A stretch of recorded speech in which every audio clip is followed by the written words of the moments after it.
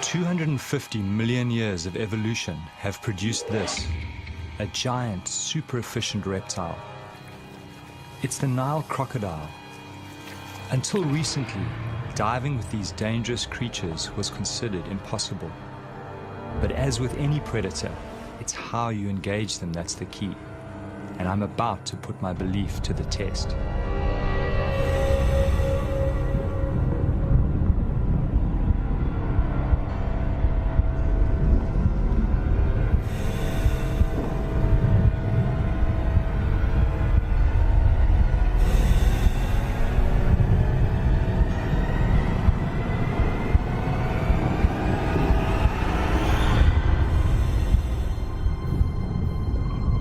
I've decided to take a calculated risk.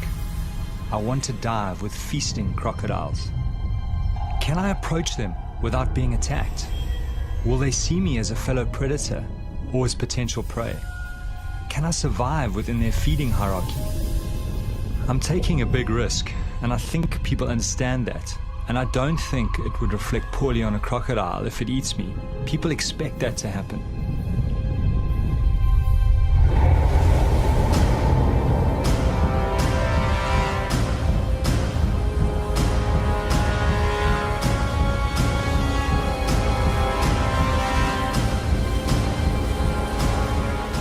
My name is ᴅᴏᴄᴜᴅɪʟᴇs. For the last 5 years, I've traveled Botswana's Okavango Delta, finding out more about these prehistoric predators. I've joined them underwater and discovered they are not just simplistic, ruthless killers. They are capable of an unsuspected tolerance. Now I want to test their ultimate acceptance by diving while they are feeding.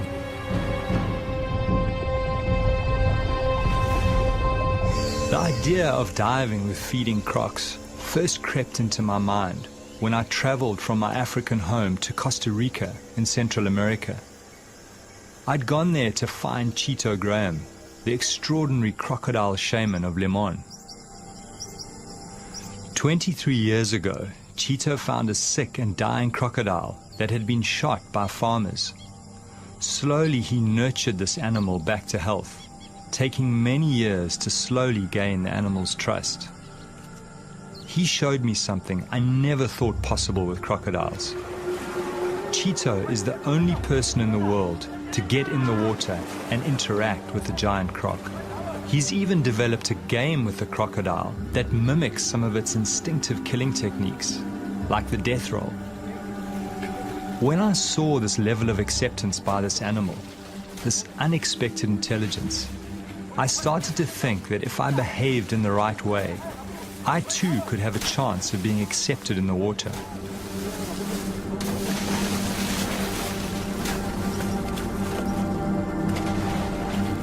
As I watched this man and this predator together, it forced me to rethink crocodile nature, and the seed was sown to set out on my quest. To attempt to dive, many think will be suicide.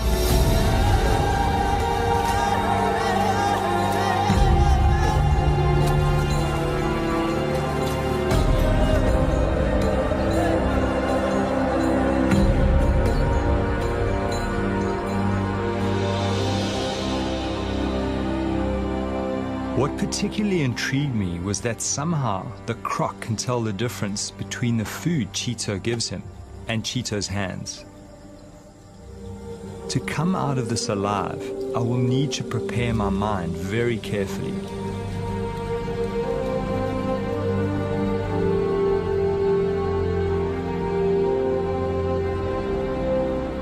Cheeto has worked at putting fear behind him, and this crocodile's ability to pick up on his confidence just strengthened my desire to attempt to dive with feeding crocodiles.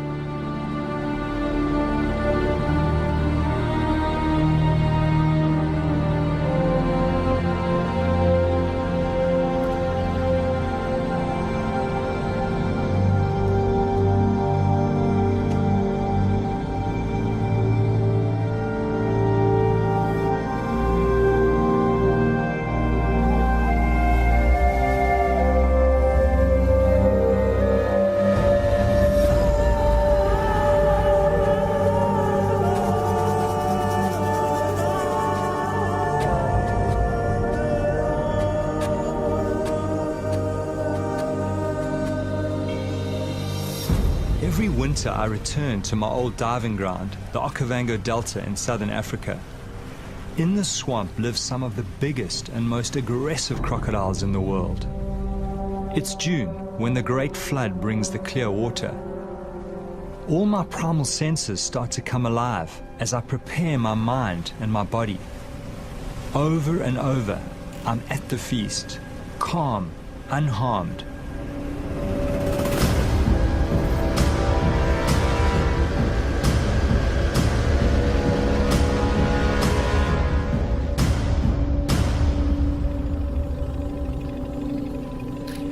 Even though I've worked with these animals for 5 years, I'm still very wary.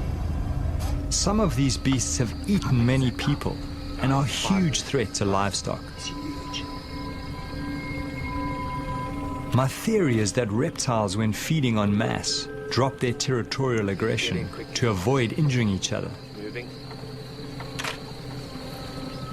This huge male is very aggressive and not an ideal diving partner. But I'm hoping that this behavior may shift when he is with multiple animals and can smell food.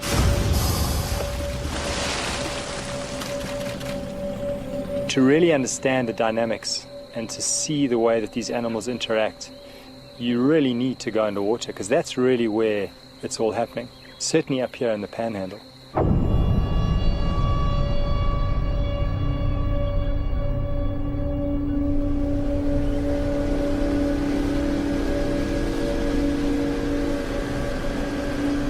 Greg Thompson is the top guide in this area.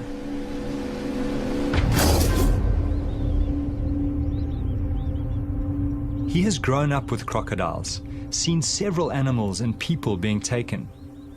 I rely on his judgment to keep me alive, but this is new territory. Nobody has tried to dive with feeding crocodiles. How do you think those crocodiles, will respond, given that, they probably have to defend that prey against other crocodiles who'll pick up the scent? That, I think, is going to be one of the unknowns. To be honest, I'm not 100% certain how they're going to react with something that's threatening their food. Certainly with other predators, they're very, very defensive around their food, around their prey species, something that they've killed. And crocodiles might very well be the same. Certainly a big aggressive male, at this time of the year, if he has got a meal, if he is hungry, I do believe he is going to defend it and be aggressive to anything that comes into that area, something that he thinks might be stealing his food. As human beings, we've just, we've evolved together with crocodiles, and we've evolved as one of their prey species. Human beings tend to settle near water. They need water for drinking, for washing, for all their sort of daily activities. So you're always going to have people close to their environment. He sees people as something that he can eat.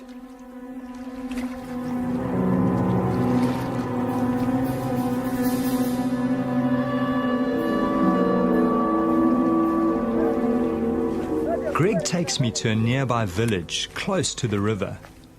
Here, two women, a mother and a daughter, had a terrifying encounter with a crocodile while collecting food and building material for their huts.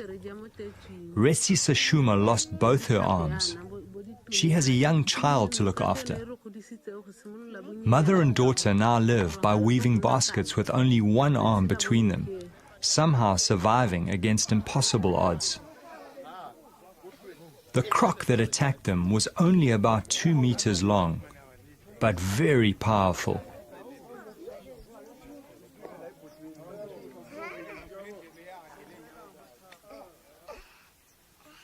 The woman's scars are a constant reminder to the rest of the village of the crocodile threat.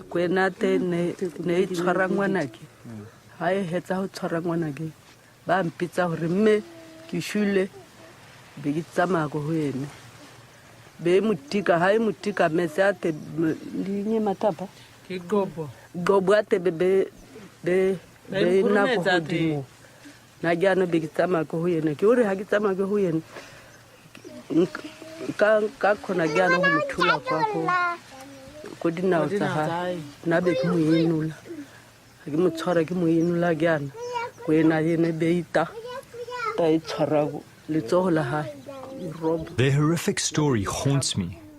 Despite their loss, they have no wish to kill the crocodile. Somehow they accept this tragedy as part of living here. I wonder if only certain crocodiles attack people.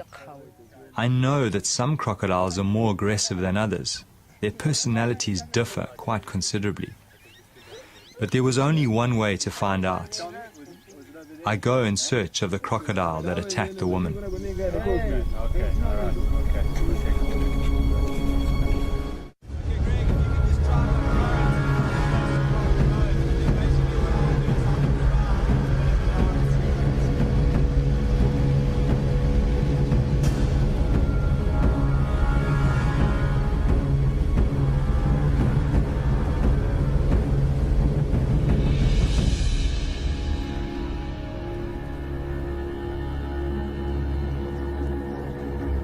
It's a short boat ride to the area where the women were attacked.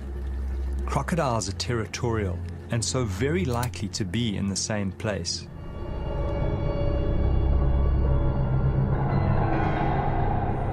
As I kit up, I have this strange feeling going in the water with this crocodile. I feel so sorry for the woman, and yet no ill feeling towards this animal, which was just responding to the splashes and noises of its prey. 85 million years of instinct. I always get underwater as quickly as possible and make minimal splashes on the surface. Fish are the main diet of crocodiles. They hunt them by letting them come close and grab them in a flash of speed. They hunt mostly at night in pitch darkness, using a sensory system that picks up vibration. That's why I move very slowly in the water, very deliberately. I need to move like a big crocodile.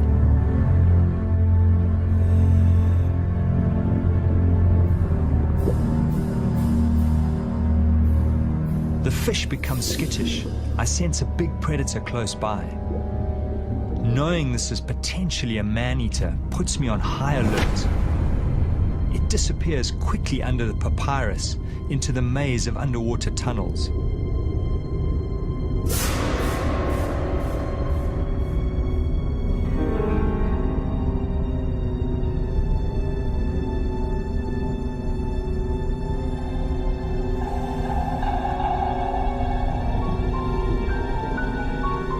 I follow cautiously. Some of these tunnels are kilometers long. Inside, there are big caves hollowed out by hippos and crocodiles where they take prey to soften for eating. The lurking croc distracts me as I move deeper into the maze. As I turn around to exit, there's that terrible feeling in my stomach. I'm confused. Everything looks different to my entry. I'm lost.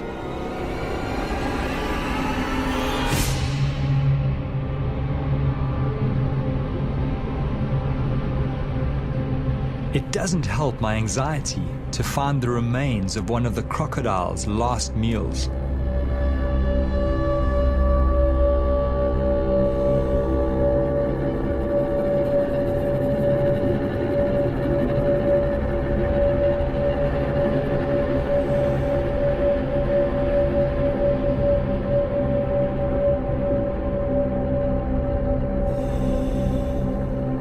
In the distance, I see a glimmer of light that I hope may lead to the main channel. I follow my instinct.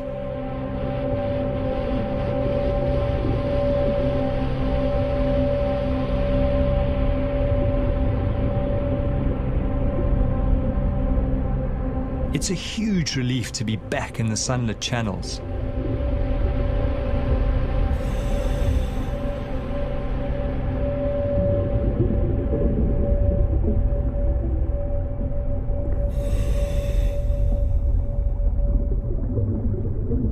I make my way slowly back to the boat.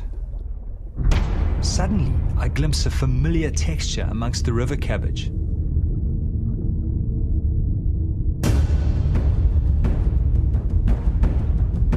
The crocodile has backtracked and exited the maze. I remind myself that these smaller crocs are often the most dangerous. All seems fine at first.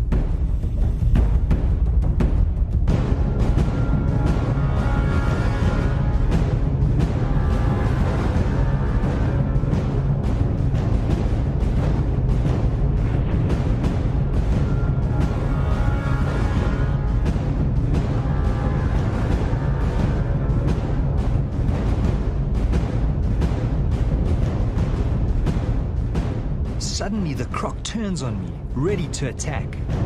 Then he goes straight for me.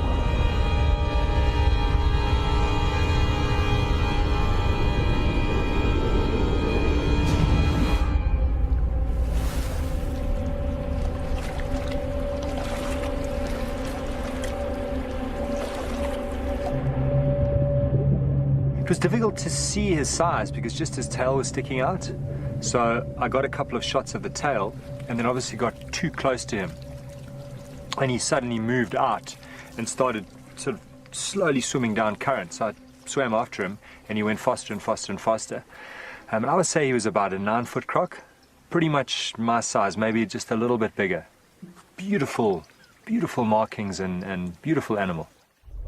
As we tracked down the main channel together, suddenly he got to a point where he actually faced off. He turned around on the bottom, kind of faced me sideways, and then all of a sudden he came kind of straight for me and passed me on the left. So obviously you keep the camera up and you know try and shoot. I don't think I got the shot, but and then he swam past. But that was, for a moment there, I was out of control of the situation. I didn't know what was going on.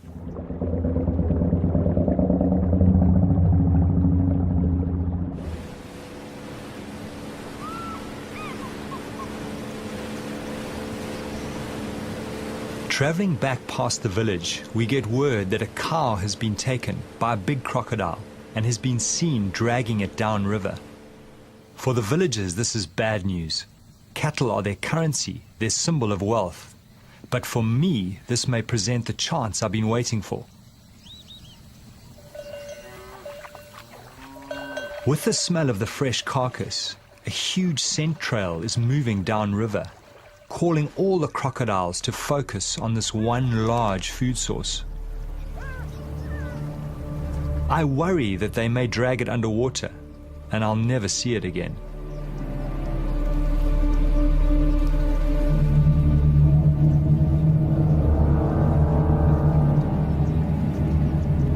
Seeing the animals around the carcass, I start to get a really uneasy feeling building inside me.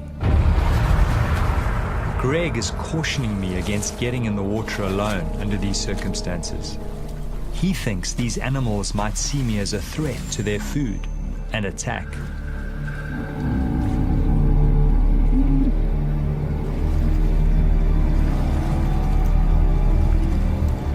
Looking at these feeding crocs, I watch carefully for their aggression towards each other, imagining myself amongst them. They seem to be very accepting of each other, but how will they react to me?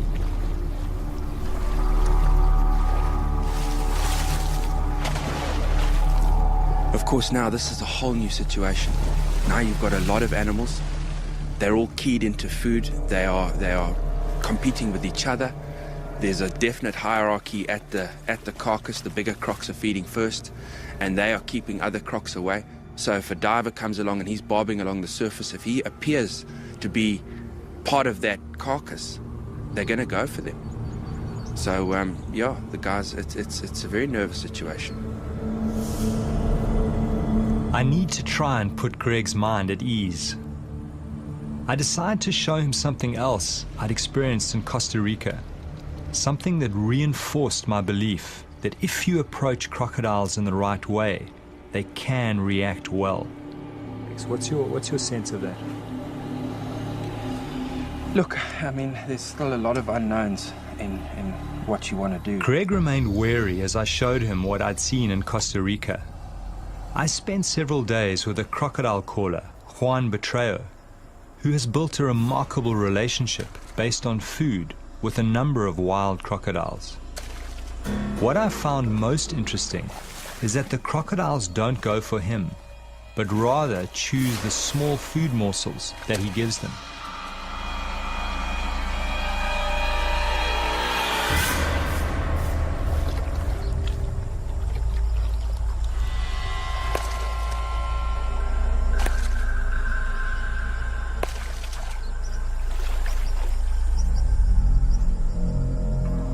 It's somewhat of a mystery why they don't take him, but this was what gave me hope for diving with the feeding crocodiles.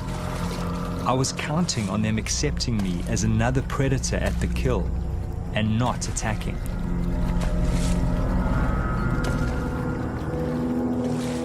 The crocodile calling art took Juan several years to develop.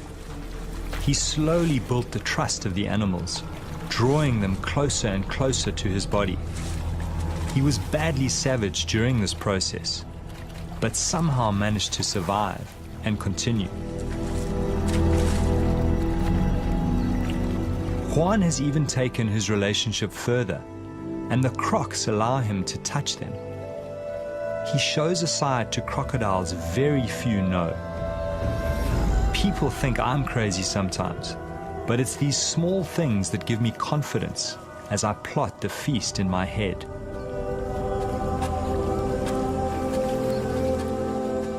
Greg remains skeptical. He feels the situation is quite different, as he knows African crocodiles to be more aggressive than their American cousins.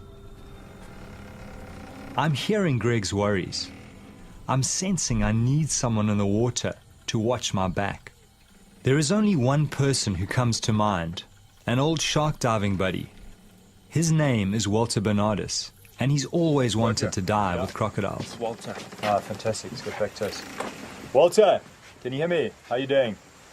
No, excellent. Listen, we've got a great situation here. These crocs have taken a cow and they've stashed it up one of the side channels, and I think it's going to be an excellent opportunity. I really need you to get up here quickly, and I think bring a medic as well, because I don't know how these crocs are going to behave with food in the water. Okay, great. Now, listen, Greg will pick you up in mine. Okay. All right, Walter. See you soon. Great. Thanks, Greg. So he's coming. Walter has managed to develop extreme intimacy with giant tiger sharks. He worked out that by touching their sensory organs next to the shark's mouth, a catatonic-like state could be triggered. It was only his deep knowledge of sharks and his fearlessness up close that made this strange and intimate feat possible. I wondered how Walter would react to the crocodiles.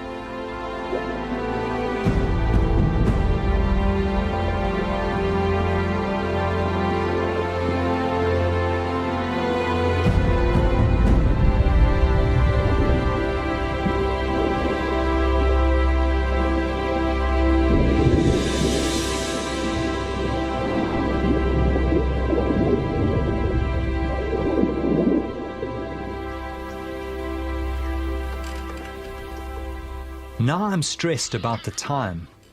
I need to get in the water as soon as possible to get Walter used to the crocodiles. I'm also worried because water clarity is dropping as the current is starting to decrease. Welcome, man. Good to see you. Good to see you too. Welcome aboard, man. Fantastic. Walter has brought with him Ainsley McClarty, experienced paramedic recently back from working in Afghanistan. Good to be here finally. Now there's no turning back. The fear starts mounting as we speak of what we face. The water pulls me, and at the same time, its depths haunt me.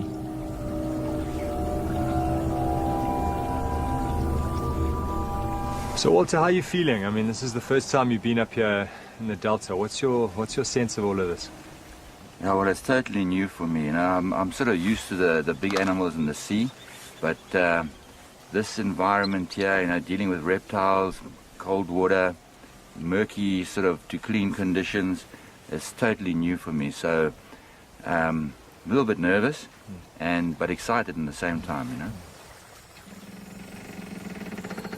When I was first contacted, they told me that they needed a nurse, you know, someone with paramedic experience, with Africa outdoor experience.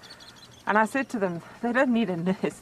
They need a psychiatrist, because what person is going to go out and dive with crocs? The biggest concern when you have a limb taken or puncture wounds is obviously a person being in water, that they can bleed out very quickly.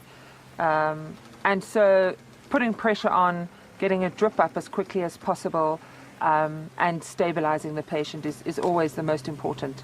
I've dealt quite a few times with people who've lost limbs, and it's definitely very achievable to save their life.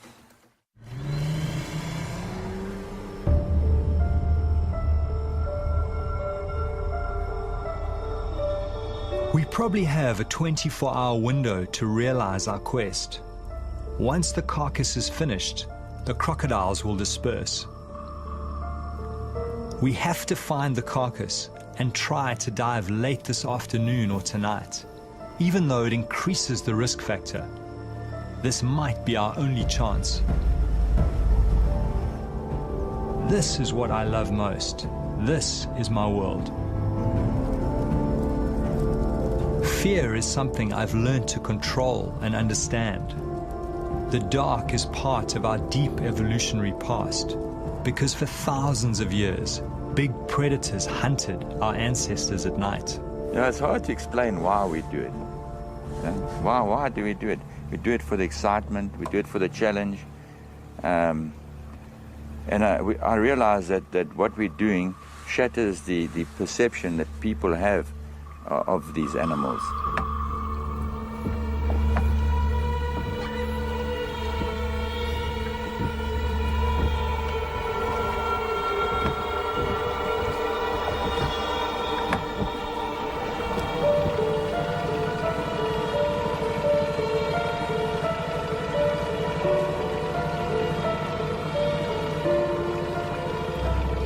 Greg motors to the area where he last saw the carcass and looks for signs.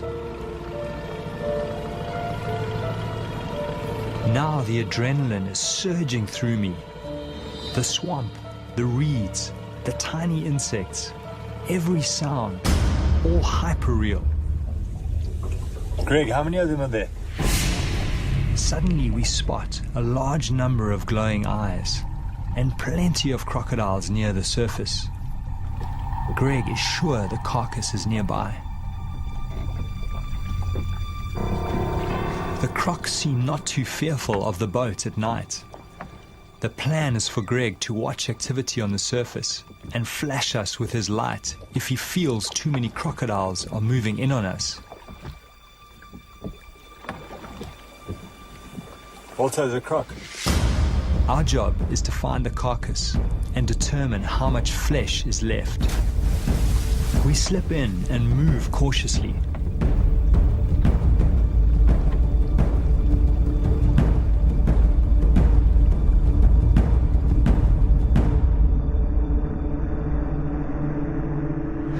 The crocodiles are patrolling the surface. We get underneath them and soon find the carcass jammed under the bank. Walter finds part of a crocodile's tooth broken off in the carcass bone. I was relieved to find some meat still on the carcass. Greg sees a large male approaching us from the boat. He comes to the edge of our light. There is something about this animal that gives Greg a bad feeling. He signals for us to get out. Greg senses that the croc is going to attack. There is enough flesh on the carcass to dive in daylight tomorrow. We get out. No point in pushing our luck in the dark.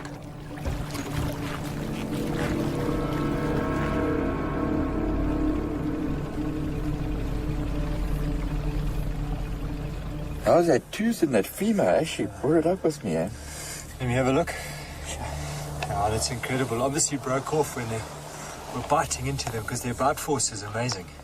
And apparently this ridge on the side is what they use to actually, when they lash out, you know, bash into other animals. Now's a good time to tell me about all that stuff, eh?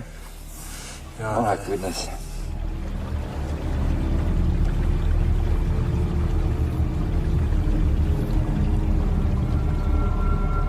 Early next morning, the whole team prepare themselves for what lies ahead. It's our last chance before the crocodiles finish off the carcass and disperse. Well, I really am feeling that same that tension, and it's a, we are going into an unknown territory, and what is a bit nerve-wracking for me is just the number of animals. I'm anxious on the inside. I'm concerned about these guys diving and what's going to happen. How many crocs are there going to be? How are they going to respond to being interrupted while they're eating? Are they going to be functioning in a pecking order and see the divers as a threat? I mean, who knows? So, yeah, this is crunch time, and I'll be far more comfortable when it's over.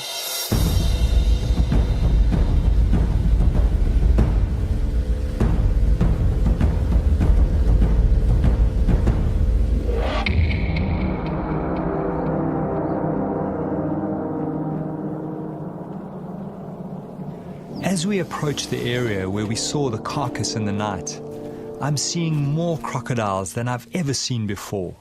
Trying to heat their bodies, they need heat for the energy to feast. This big male has the marks of recent fighting.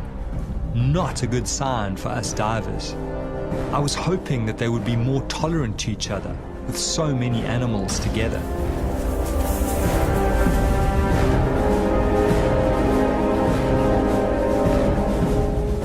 Greg spots them.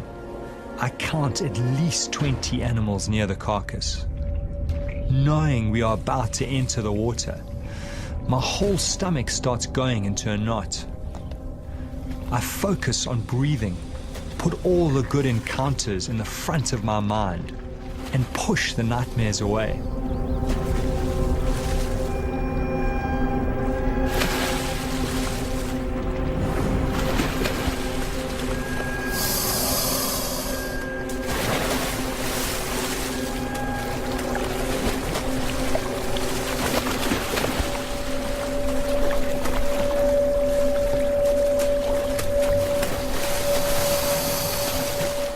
It's incredibly lucky to find it.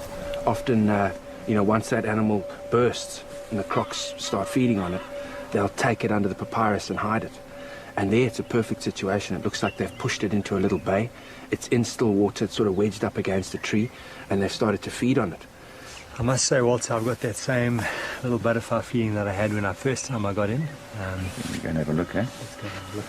And just be aware that the smell of that rotting meat is like a magnet to these animals. They'll be swimming upriver, all coming to investigate the source of that.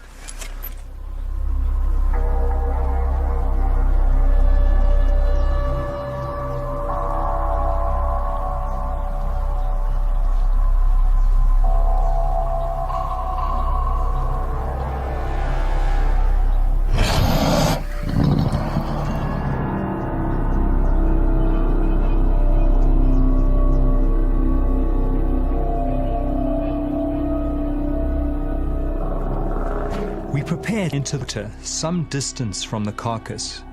Crocodiles don't like boats in the day. Just be careful, eh? As we enter, I'm startled by a crocodile right under the boat. I control my fear as I try to see where it's gone. The visibility is so bad, I can only see 4 meters, less than the length of some of these crocodiles. To make matters worse, the current is exceptionally strong. Should we abandon the dive? These conditions are frightening. I push my fear aside and move towards the carcass. Crocs seem to be everywhere, following the smell of the meat.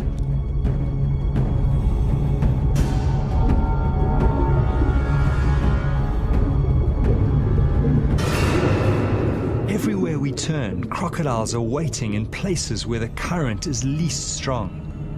It's a maze blocked by dragons. I find it hard to read their body language, but none seem to be showing aggression yet.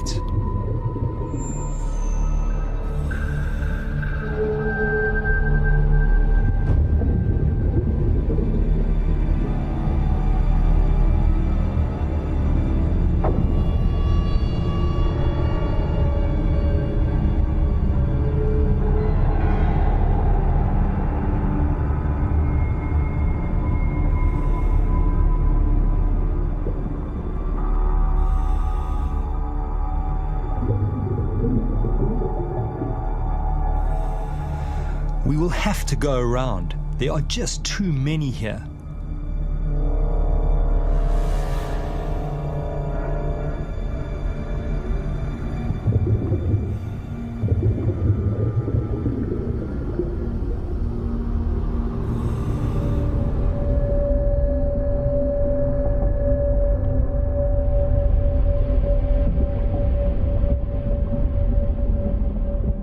I'm surprised no crocodiles have confronted us yet. We are well into their feeding territory. In the gloom, I make out a large pelvic bone ripped from the carcass. Amazingly, no animals challenge us as we approach it. Do they somehow know we pose no threat to their food? Or are they just waiting to attack?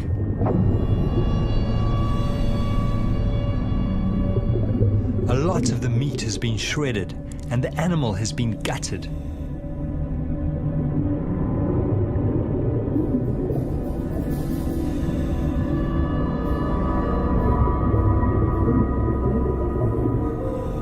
Walter watches my back as I inspect the carcass.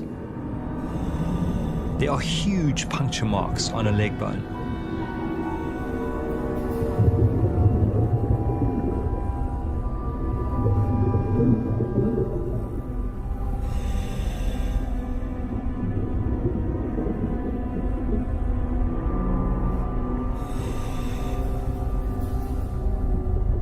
As Walter swims to the side, he sees a huge animal within a few feet of the carcass, watching us, waiting, assessing. The biggest challenge lies ahead. It's time to get back to the boat through the mounting circle of crocodiles, and somehow we have to appear confident, give no sense of being prey. Walter is telling me his plan to swim underneath as soon as the next crocodile goes up for a breath.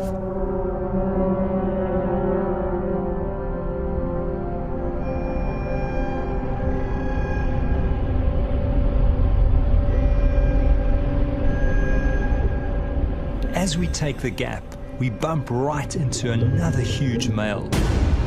Fortunately, he too goes for air.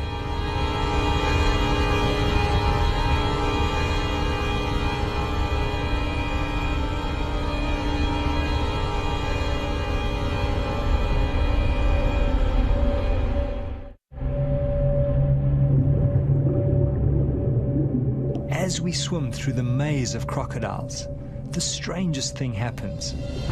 We bump right up against another big animal. Unlike the others, he does not move. This animal is completely aware of our presence, but somehow accepting. Walter's unusual sense with big predators kicks in. I watch in awe and fear as Walter gently strokes the dragon's tail.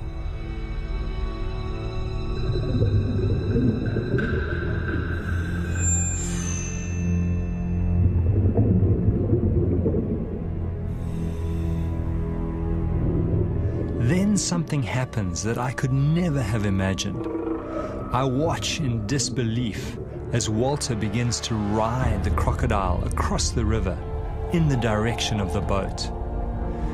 Even though the crocodile is slowed by Walter's heavy weight, it does not shake him off or attack. It feels like I'm watching some strange fairy tale as Walter rides the crocodile some 50 meters across the river. I have no explanation for why a predator allows such intimate behavior.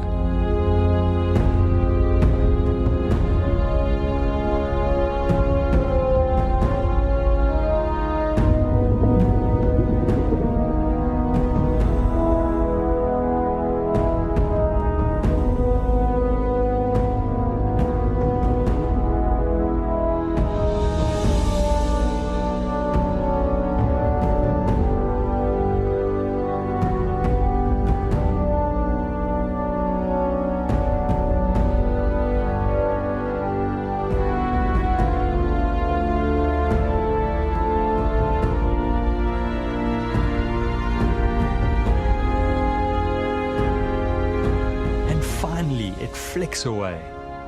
Yet again, these animals reveal another side, the mystery side that few people ever get to see.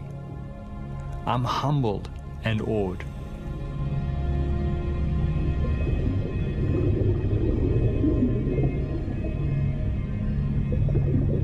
Yeah, you get a feeling with some animals, you know, they will let you interact with them, let you touch them, others won't. This particular one, obviously, I didn't know what it was going to do. When I first touched it, I didn't know if it was going to turn around and try and bite, or when I held on properly, if it was going to have an adverse reaction, but it didn't seem to mind at all. It just plodded on. I just put it into low range and it just went into that current. Yeah, strong. And it was fantastic, man. I think you got away lightly, to be honest. I mean, I've caught small crocs and other reptiles like snakes, pythons, where I've grabbed them by the tail and had them whip around and try and bite the disturbance behind them. So that's always what I've thought. If you do that, if you try and grab a croc by its tail, it could very well swing around and bite you. So I'd be very cautious if you, in future, I wouldn't try that too often. Now, I was expecting that any second because, you know, you've seen how these animals react to other things in the wild, and that's why I was extremely gentle in the beginning, and I was expecting it to rear around and sort of have a go at me, but it just kept on going, and all along the more weight I put on it, the more I thought, okay, it's going to turn now, until I was completely gliding along with it, and it just accepted it. So I sort of got a little bit more at ease because you don't quite know exactly how it's going to react. But this one reacted beautifully, you know. It's amazing. I've certainly been very nervous a lot of the time, being stuck here on the boat, having the guys get in the water near feeding crocodiles, getting in the water at night, doing, you know, all the kind of things that have always been sort of no-go areas, things you just don't do with crocodiles. And here the guys have been doing it. And, you know, to be back here at the boat, the divers are back in the boat. They've got some stuff. They've seen some amazing things. They've learnt a lot. To me, it's a huge relief, just knowing that this is all behind us, and we've sort of survived this little escapade.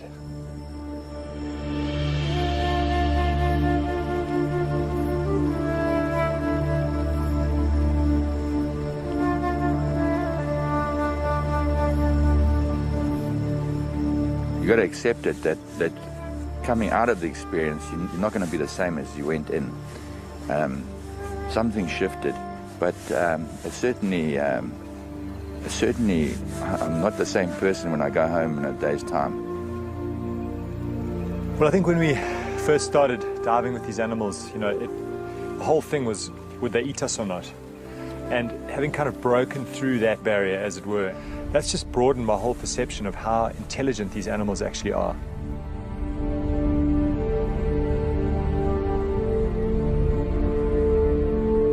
Through this journey, I've been haunted by two voices. One telling me I was going to be ripped apart, another telling me these animals are accepting if treated right. Thankfully, the second voice won over, and I was able to conquer my deepest fear. It's opened up a new light on crocodiles. It's brought me closer to them as a species. For me, these special moments when man and dragon come together, that's when I'm most alive.